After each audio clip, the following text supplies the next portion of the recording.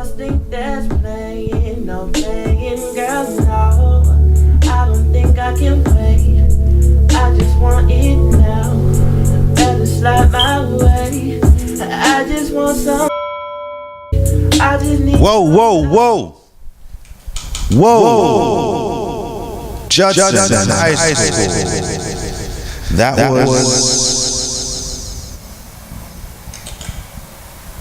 That was bc.ovie. And I'm going to add his link, his YouTube link, in the description of this video. Why? Because he goes to your school and he's a singer. Your classmates, basically your life teammates. They're not competition. You should be supporting them. You should be helping them. You should be sharing his videos. Also, bro, you should have more than 2 videos. I had to search for your YouTube channel. So on kind of, we're speaking about social media and stuff. On your profile, you have a YouTube link, and I clicked the YouTube link to find your song. You got somebody else's song as a YouTube link. Come on, bro. I thought it'd be yours. Anyway, I'm gonna promote you since you're not gonna promote yourself. Follow him and make more videos, bro. You have 1 subscriber. Now you have 2. I expect more videos. All right, guys. All right. So when people are like, follow me back. Why? Like, if you're putting out quality content, definitely. So make sure you're posting quality content. All right, let's jump into these questions. All right. First question is Miss Crystal Live. She's his friend. She lives in Phoenix. Nothing to do with the school. All right. 1K Seiko. Don't forget to follow me.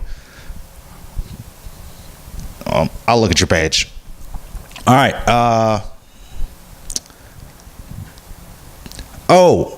Also, before we even get started, shout out to hbk.hughes_ for taking all of those pictures and helping all of his classmates out. So I appreciate that. Thank you. Yeah. Where can you start boxing at? Actually, if you check the description, you can go to this gym. It's I'll put the hours there, but you go down, have your first workout for free, see if it's something you like. And you know, I didn't, when I first started boxing, I just did it to lose weight. I had no ambitions of sparring or competing or becoming a boxer, but I tried something I didn't know I would like, and I ended up loving it. And I would suggest boxing for wrestlers, because I tell boxers they should wrestle as well, especially the younger ones, because during the off season for wrestling, you can go in the boxing gym, and the boxing coaches, we all know about it. You guys come down, stay in shape for the rest of the year, and when wrestling season shows up, or football season, whatever sport you play, leave. Boxing coaches don't care. But when you're done with that sport, you come back and you stay in shape during your off season. So, Robert from Texas says, yeah. gkin._ fire. BC, what up? Good job. Yaya from Walmart, fastest knockout, and who was your favorite opponent? Oh, and follow me. Okay, we'll get into the follow thing in a little bit, but fastest knockout, I believe it was 23 seconds. I was in Florida, and it was a very long time ago. I don't knock a lot of people out, so I was pretty proud about that one. My favorite opponent would have to be Michael Hunter. Lost to him twice. Second fight was very, very close. First fight I lost. Second fight was very, very close. And he's my favorite opponent because he pushes me, and I can't mentally break him. I tried to pull every trick out of my hat, and I couldn't get him. That one Mexicano, 1, 2, 3, bro, you're an amazing boxer. You should come teach wrestling. Teach us wrestlers a thing or two. Oh, I may be able to teach you guys about boxing, but I don't think I could teach you guys much about wrestling and working hard. I think wrestlers work harder than any other athletes, and they don't get the credit for like their sport because no one really cares about wrestling after high school. And I wish there was like an outlet other than UFC or MMA that you could. Wrestlers don't get enough credit, and rugby players, because rugby players are just football players with cardio. It's like if you mix football and soccer together, like the cardio of both, and just the play clock running, and yeah, those guys are beasts. 4K_PW, great job. Thank you. Patience Delight, volleyball player. All right, Joseph_Ace_, when would you consider your career to be over, and when would you start to settle down and have a family? What? Settle down? Settle down? I'm not even riled up. I'm a very boring person. But when would I consider my boxing career to be over? Actually, people look at his career. I just looked at it as a hobby that kind of took over my life. But I think it is. I thought it was going to be over, and then I spoke to your coach, I believe Coach G, and he's kind of telling me about his experience with wrestling, and we spoke about living with regret, and I don't want to regret anything. I don't fear failure. I fear regret. So because of the conversation, a very short conversation, that kind of leaned me towards actually getting back into it for the 2020 Olympics. Okay, that King Hunter, are you ever going to go pro, or do you ever plan, are you ever going to go pro, or do you ever plan on going pro? No. As far as turning pro, and I get the question, am I going to turn pro? And my answer to that is... Hell to the no, to the no. Hell no. To the no. Hell to no. To the no. To the no. Yeah, I really don't really have any ambitions of turning pro. It just seems very intense, and I don't want to fight for my paycheck. I like financial stability, which you could be ballin' rich, but there's no stability with that. Next question. The me again Silva. The Megan Silva. Gee, there we go. I'm an idiot. Who's your favorite female boxer? Ooh, Marlene Esparza. She is from Houston, Texas. She's the 2012 bronze medal Olympian, and she's a undefeated professional fighter and one of my best friends. Actually, I went to Houston earlier this week. She just had a baby, and she just got married and had a baby, and I went to go visit her fam. All right. What would you say was one of your greatest moments in your career besides Olympics? Greatest moment would probably be... what was pretty cool was the Pan American Games in Toronto in 2015. All of the athletes for the opening ceremony, it was just like thousands of athletes from different countries and all over North, South, and Central America. And we came out to our national anthems, and there were flags waving, and it was just an all-around amazing experience. And it was pretty cool. I got to watch Kanye perform live, and halfway through his first song, his microphone cut out, but he had his headphones on, so he's still singing, but we can't hear him. And we're trying to signal to him that we can't hear him. And once he realized it, he took the mic and threw it into the crowd. Could have hit someone. It was too far away for me to see if it hit anyone. But yeah, Kanye's a crazy person. All right. He hates .c. You did a great job. Thank you. Yeah, Judson. And if you look closer, you can see me in the green jacket.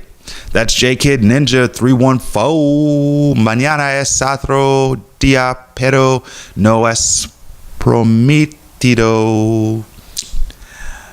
I'm pretty sure I butchered that. I don't speak Spanish, but that's okay.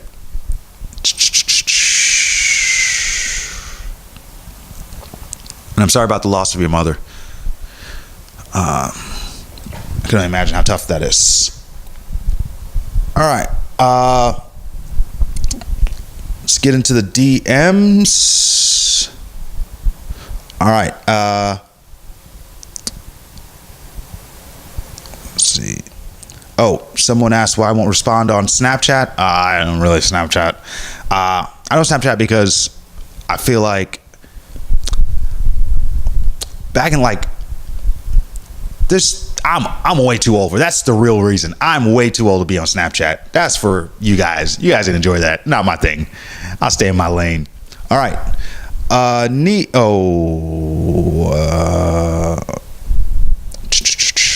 Okay. Let's ask a question. This is, I won't say his name, but I'm one.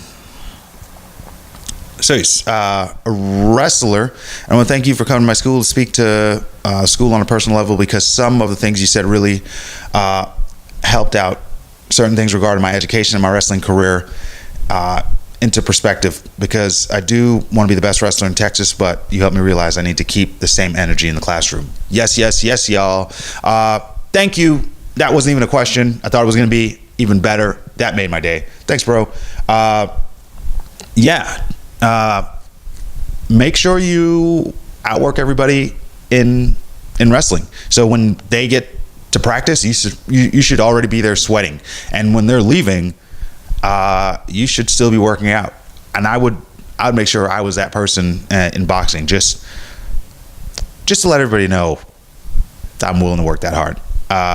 And the thing about working hard is I think working hard tricks you, because if you enter the whole confidence thing I spoke about, but when you enter the ring, like when I put in the work and I'm like waking up early and I'm running and I'm training really hard and I'm in a fight and I'm like, I'm tired, I just can't push on. I'm like, oh, I inconvenience myself way too much to take it easy now, and I got to step it up a little bit. All right, next question is a bunch of them, and I won't say your name because anybody who DMs the questions, of course, I keep it private. Who was your biggest motivator?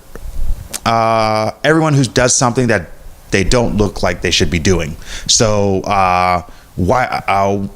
black guys snowboarding, Jeremy Lin in the NBA. The idea of that you are of a culture that doesn't normally do something, and you stepped out of your comfort zone to do it. And not only did you do it, but you excelled at it. I love that, because I'm a big fan of stepping out of your comfort zone. So everybody who steps out of their comfort zone. What keeps you pushing and grinding when everyone else told you otherwise? Again, great question. My pride. I would say that my pride was to a point to my detriment, because I much rather do things my way, and I much rather fail doing it my way than succeed doing it someone else's. Now, some people may call that stupid and hard-headed. Sometimes I would agree with that, but yeah, my way or the highway. I want to do things my way. But live by the sword, die by the sword. So, all right.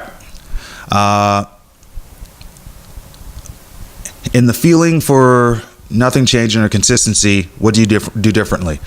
Great question again. 3 great questions, same person. And the whole nothing's changing consistency, we kind of consider that a plateau.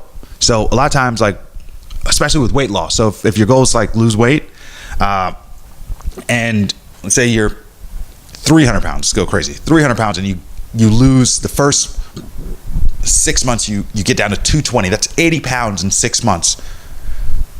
Then like the next 2 months, you only lose like 4 or 5 pounds, and it feels like you're not losing enough. And a lot of people get frustrated and just kind of give up, and they eventually get back to 300 pounds. And when they get to 300 pounds, you're like, man, I'd have been so much happier at 220 instead. Like, it's kind of that deal. So what I do is I'm terrified of the regret of not working hard. So I always try to continuously work hard, but also take a different approach. So a lot of times I failed at something, or I tried to, like, say, book a speaking engagement and it didn't work. I'll try the same thing again, just in a different way.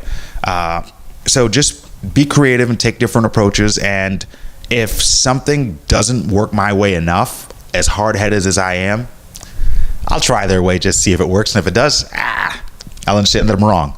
So just don't be too committed to being wrong because you've been making the same mistakes for that long. That rhymed. Bars.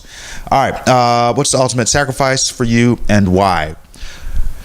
My ultimate sacrifice is food. So when I'm fighting and I have to make weight, I have a very unhealthy relationship with food. Like some people like to drink or smoke. Nope. I don't like any of that. My favorite thing is eating so much that I not only hate myself, but I hate who made the food. And then I want to be so full, like I just kind of stumble to a couch or somewhere I can sleep, and I just pass out just for exhausted because of how much food I ate. And then I like to wake up and stumble back and eat the rest of the food at room temperature. That is my favorite feeling. So I love food that much, and having to sacrifice that makes things very difficult to make weight. All right. And your last question, 5 great questions. What's your favorite quote? Can't be from you.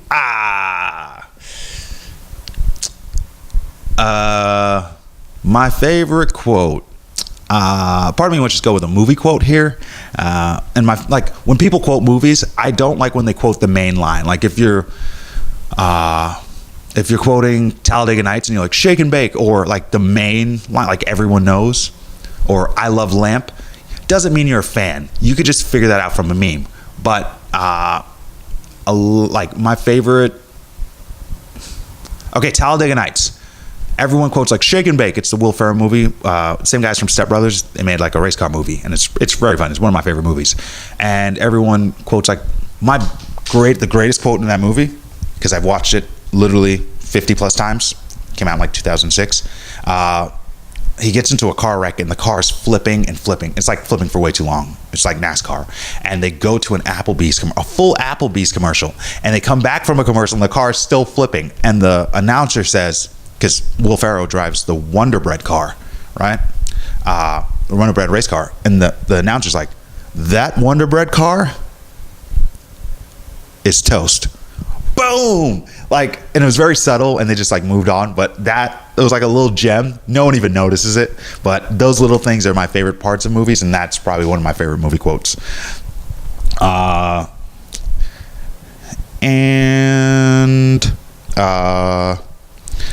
Okay, ACAM, great speech, very inspirational here at Judson High.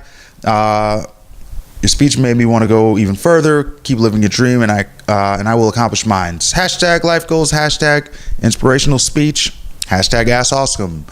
Thank you. All right, let's see. Who else do we have here?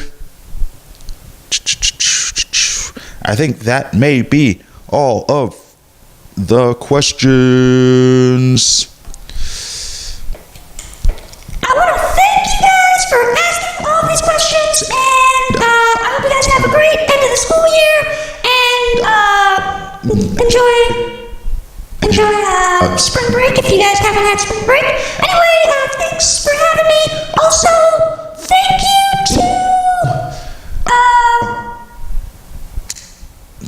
to Mr. Baker. Thanks, Mr. Baker. All right, guys, we're going to close this one out with, I wanted to play your songs, BC, but there are curse words, and I feel like that's probably not going to be the best song to close out with. So I will close out with, let's go with a little bit of Looney Tunes.